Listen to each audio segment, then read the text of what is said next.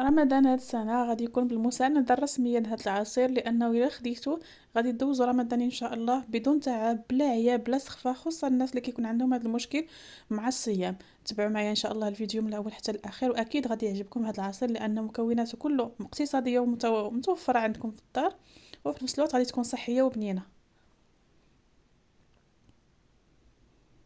على بركة الله. بالنسبة للمكونات، عندي حبة من كل حاجة: حبة ديال التفاح، حبة موز، حبة ديال الجزر، حبة ديال البرتقال، وحبة ديال الليمون الحامض. نقطع جميع المكونات. عندي اول حاجة الموز نقطعه، قشرته وقطعته من بعد ما غسلته.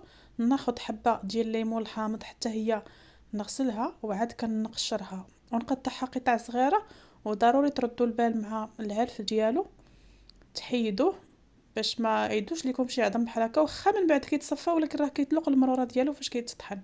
ضروري تردوا البال، تحيدوا كاع دوك العظيمات ديال هذيك الحامضه ما تبقاوش، لانه واخا نصفيوها راه كيبقى المراره ديالو كتطحن في العصير وكيجي العصير ما زوينش.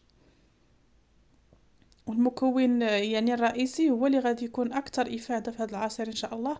وغادي نستعملوا هذا العصير هذا بدون سكر، ولكن راه كيجي حلو، كيجي بنين، وفي نفس الوقت مفيد، وخصوصا الناس اللي عندهم فقر الدم مثلا وبزاف المشاكل الصحيه، يعني كيحسوا بالعيا وبالتعب في رمضان، كيقدروش يكملوا النهار هكا بسهوله. مع هذا العصير ان شاء الله غادي تدوزوه احسن رمضان.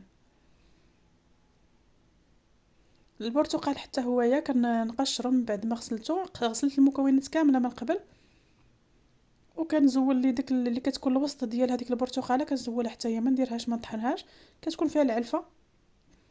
هو البرتقال هذا اللي كيكون كبير ما كيكونش فيه اصلا العظم. نقطعو حتى هو قطع صغيره. خديت تفاح ما قشرتوش كامل، قشرت غير النص ديالو وما تبقى قطعته بالقشور ديالو. خديت الحبه ديال الجزر من بعد ما نقيتها حتى هي غسلتها، وعاد كنحكها هكايا رقيقه باش كتطحن بسهوله. هاد العصير راه زوين بزاف وصحي، خصوصا المكونات ديالو كامله صحيه، وعاد راهم اقتصاديه ومتوفرين تقريبا في كل بيت. يعني هاد المكونات وما مستعملناش فيه بزاف ديال المكونات، غير حبه من كل حاجه. وغادي تعطينا واحد الكميه كبيره ديال العصير، يعني تقرا عصير يعني اللي يكون عائلي او لا اسره كبيره يقدر يكفاهم هاد العصير. كنضيفو على باقي المكونات وغادي نخلطوه غير بالماء. داكشي علاش قلت لكم غادي يكون اقتصادي. خديت التمر هو باش غادي نحليو، انا هنا خديت 10 ديال الحبات ديال التمر. تقدروا ديروا اكثر الا بغيتو هكا الحلاوه اكثر. تقدروا ديروا غير 10. الصراحه راه جات الحلاوه مزيانه، يعني مع البنان مع التمر راه حتى البنان راه حلو، راه كيعطي الحلاوه ديالو. حتى الجزر حتى هو يا حلو. التفاح الا كان التفاح حلو ما كانش حامض راه حتى هو كيعطي الحلاوه. صافي. وكنديرهم في الخلاط ديال العصير، كنضيف عليهم الماء. كنضيف في الاول غير كميه قليله ديال الماء، غير كنغطيوهم وكان باش كيتطحوا لنا مزيان.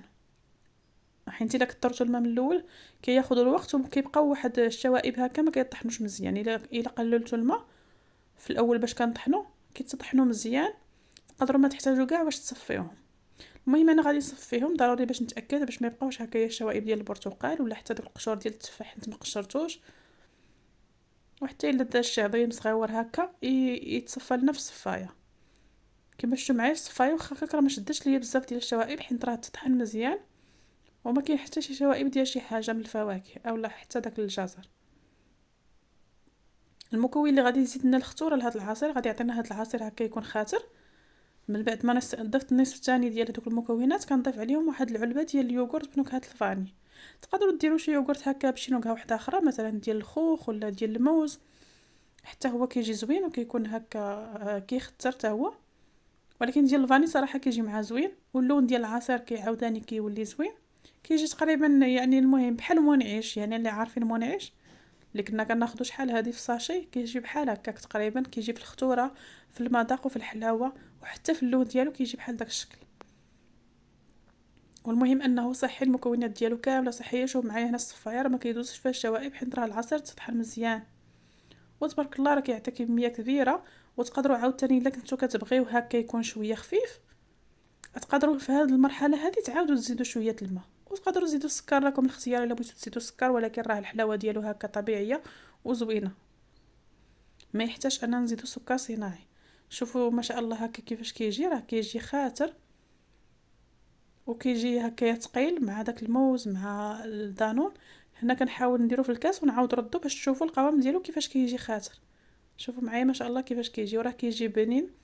زمنين ان شاء الله تجربوه، واكيد الا جربتوه غادي تعتمدوا في رمضان. بصحه الراحه، الى فيديو قادم ان شاء الله.